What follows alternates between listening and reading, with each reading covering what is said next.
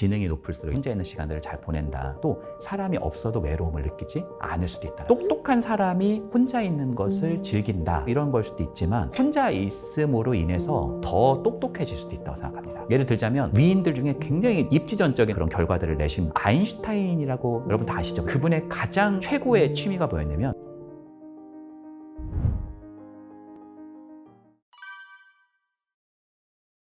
사실 우리 대한민국이 전 세계적으로 가장 집단주의적 문화가 강한 나라에 속합니다. 대표적인 나라로 뽑히고요. 우리라는 표현을 되게 많이 쓴다라는 거예요. 우리 반, 우리 회사, 우리 이전 세대는 더 그랬어요. 우리 할머니 아니면 우리 어머니, 아버지 세대 때 한번 생각해 보세요. 우리 남편이라고 안 해요. 뭐라고 표현해요? 우리 애, 아빠 이렇게 표현하잖아요. 굉장히 관계 중심적인 사회라는 거죠. 나쁘다는 게 아니라 너무 이런 집단주의고 관계주의적 사회에는 혼자 있는 것을 문제로 보는 시각이 있다는 거죠. 예를 들어서 왜 혼자야? 왜 밥을 혼자 먹어? 이렇게 물어본다는 거죠. 사실 밥을 혼자 먹는데 왜 혼자 먹어? 이렇게 말하면은 뭐라고 할 말이 별로 없잖아요. 그런 말들이 우리 사회에 많이 존재한다는 거죠. 이거는 일종의 사회적인 낙인 같은 것들인데요. 이렇게 말씀드릴 수 있겠네요.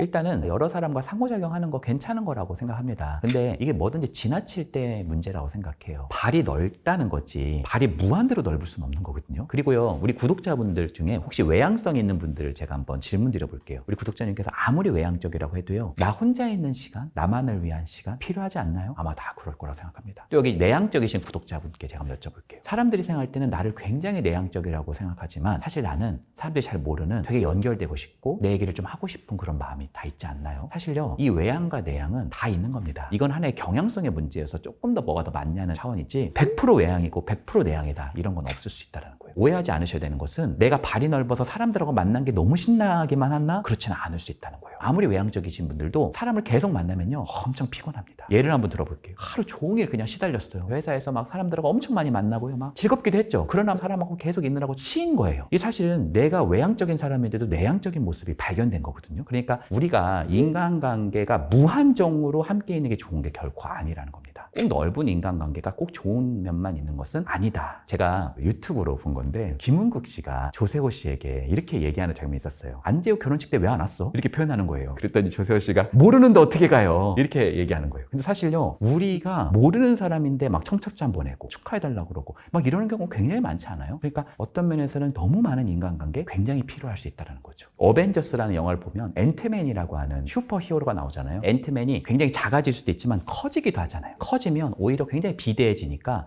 걷는 것도 힘겨워하고 작은 것에 또 중심을 잃고 쓰러지는 그런 모습들이 있거든요. 인간관계가 너무 비대한 거, 너무 방대한 거, 그러니까 인간관계가 치유인 걸로만 알고 있는 분들이 있는데 사실 인간관계도 스트레스일 수 있습니다. 그래서 내가 너무 그것이 많다, 그것이 좀 나한테 불편하다라고 한다면 적절하게 하는 것이 매우 중요하다라고 꼭 말씀드리고 싶습니다. 친구가 많은 것, 친구가 한 명도 없는 것, 이것만 갖고 말씀을 한번 드려보자면은 친구가 많은 것은 일단 좋은 거라고 생각해요. 그러나 너무 많으면 오히려 깊이 있는 관계가 잘 안 되는 경우들을 저는 많이 목격합니다. 예를 들어서 카톡 친구는 막 2,000명, 3,000명 이런데 풍요 속의 빈곤? 사람은 되게 많은데 진정으로 나하고 연결된 사람은 단 한 명도 없는 경우? 이런 경우들이 왕왕 존재하고요. 반대로 친구가 한 명도 없는 것을 굉장히 이상하게 보는 시선이 있는데 저는요, 꼭 외롭거나 고립된 사람이 아닐 수도 있다라고 봅니다. 왜냐하면 우리 인생에는 친구가 한 명도 없을 때도 있거든요. 오히려 그것에 대해서 내가 불편하게 생각하지 않고 성장이나 나의 혼자 있는 시간을 의미 있게 가져가는 사람들은 저는 오히려 부정적으로만 볼 게 아니라 내면이 단단한 사람일 수도 있다, 이렇게 말씀드리고 싶습니다.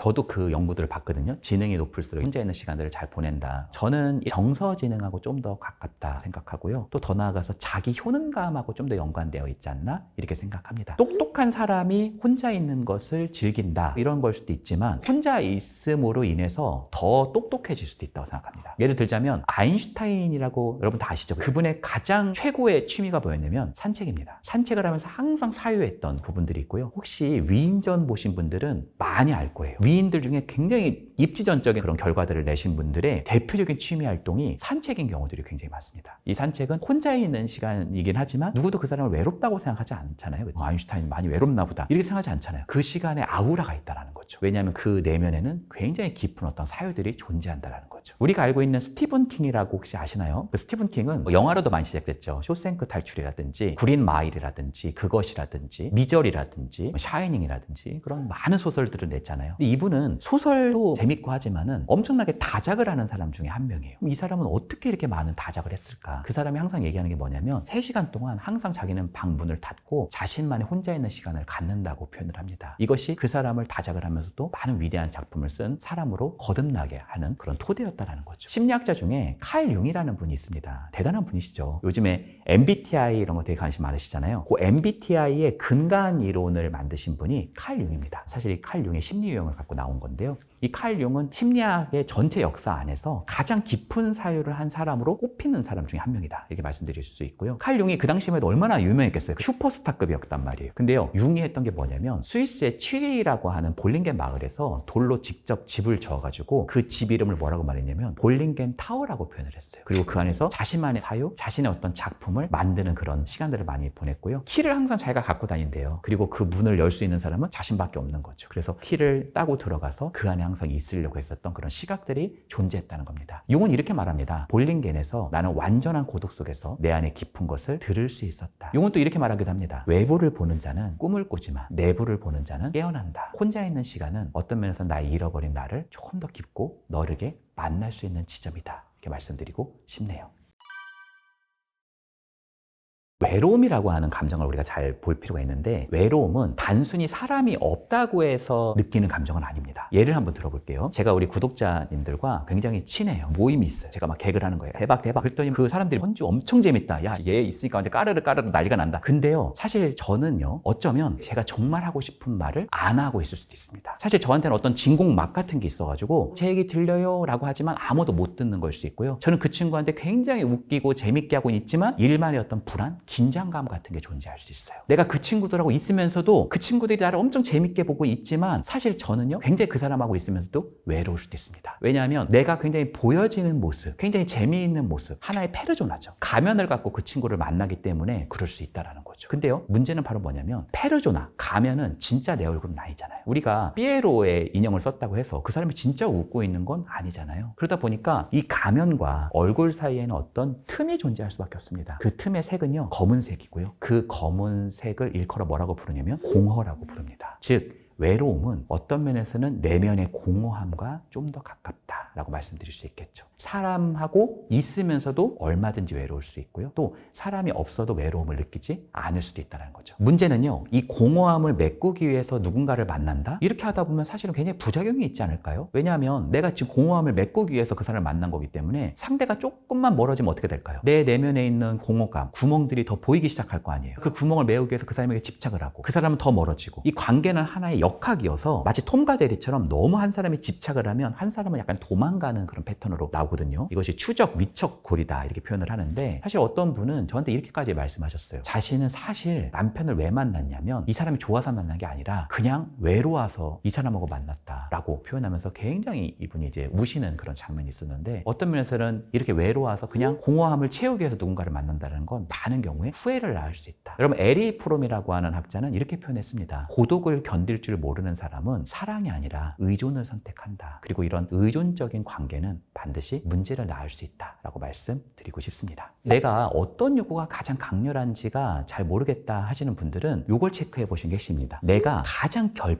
감을 느끼고 있는 게 뭐지? 외로움이라고 하는 게 텅 빈 느낌이라고 말씀드렸잖아요. 텅 빈 느낌은 사실은 굉장히 어떤 결핍감과 연관이 되거든요. 내가 정말 결핍된 게 무엇인지를 숙고해보는 게 오히려 핵심일 수 있어요. 내가 사랑이 없고 관계 욕구가 큰다면 누군가를 만나는 게 되게 중요한 시점일 수도 있겠죠. 어떤 분들은 이 외로움의 색깔이 나를 좀 만나고 싶은 거구나 라고도 생각할 수 있는 거잖아요. 그런 경우에는 의미 있는 나와의 만남을 만들어주는 것도 매우 중요한 것 같습니다. 예를 들자면 책을 읽는 것, 음악을 듣는 것, 글을 쓰는 것 다 나를 만나는 행위거든요. 나를 가꾸기 위해서 운동을 하는 것, 조금씩 배우고 성장하는 것, 자연을 산책하고 깊은 사색에 빠지는 것, 이 모든 것들도 어떤 면에서 내가 가지고 있는 깊은 결핍, 잃어버린 나를 찾으려고 하는 하나의 행위일 수 있다는 거죠. 또 제가 자존감이라고 말씀드리고 싶어요. 사실 나 스스로가 나를 소중히 여기고 또 가치가 있고 긍정적인 존재라고 믿는 마음이 자존감이거든요. 반대로 말하자면 누군가가 나를 소중하게 여겨주고 가치 있게 여겨주고 긍정적으로 생각해 주는 것도 중요하겠지만 그보다 먼저 앞서 앞서서 해야 되는 건 뭐냐면 나 스스로를 정말 내가 그렇게 느끼고 있는지가 매우 중요할 수 있다고 생각합니다. 우리가 사랑하면 심장이 뛰기도 하지만 심장이 뛰니까 사랑한다는 감정을 느낀다고도 표현을 하잖아요. 내가 이걸 어떻게 소중히 여기는지를 내가 확인할 수 있지 매우 중요하고 간단한 것 같아요. 나를 어떻게 여기는지를 한번 살펴보시면 된다고 생각합니다. 만약에 우리 구독자님들께서 엄청나게 명품 백을 선물로 받았어요. 그러면 남편한테 너무너무 고맙다 이러겠죠. 그리고 굉장히 감사의 표시를 할 거예요. 근데요, 남편이 비닐봉지를 준 거예요. 그러면 당신 너무 고마워 이러지 않을 거란 말이에요. 그냥 받을 거란 말이에요. 한 손으로 것도. 그러니까 내가 나를 어떻게 대하는지를 보고 나를 조금 더 소중히 여기는 그런 시간과 공간을 꼭 마련하셨으면 합니다. 가장 중요한 건 내 지금 앞에 있는 굉장히 어질러져 있는 물건들, 또 굉장히 혼탁한 것들을 조금씩 어떻게 보면 씻어나가고 어떻게 보면 처리해보고 청소해보는 거. 내가 너무 마음이 찌뿌둥하다면 일단 목욕을 깨끗하게 해보는 거. 이런 부분들이 매우 중요한 포인트가 아닌가 그렇게 생각을 합니다. 의외로 사실 아동기 때 보면 부모가 너무 중요하잖아요. 그리고 청소년기가 되면 부모님도 중요하면서 친구도 중요한 시기가 돼요. 그리고 우리가 20대가 돼서 청년기로 넘어가면 부모님은 조금 옅어지고 친구들이 중요한 시기가 되죠. 근데 이게 조금 옅어지는 시기가 언제냐면 중년기 때입니다. 중년기는 발달 과업 자체가 생산성입니다. 그래서 사실은 친구와 교제하는 경우가 아예 없는 경우들이 많이 존재합니다. 근데 제가 그런 분들 만나보면 문제 있는지를 저한테 많이 여쭤보시던데 아닙니다. 충분히 그럴 수도 있어요. 그리고요, 인생에는요, 썰물과 같은 때가 있는 겁니다. 인간관계가 조금 멀어질 때가 있는 거고요. 조금 가까이 있을 때가 있는 겁니다. 어떤 중년부는 실제로 친구가 별로 없었고 많이 만나고 그러지 못했다는 거예요. 근데 그 사람은요, 나중에 은퇴하고 나서 친구들이 사회에 있을 때는 여러 격차들이 있는 것 같지만 은퇴하면 또 비슷비슷하잖아요. 은퇴하시고 나서 오히려 많은 친구들을 또 만나게 되는, 그러니까 인생에는 다 친구가 많을 때가 있고 또 어쩔 때는 그러지 못하는 때가 있다고 생각합니다.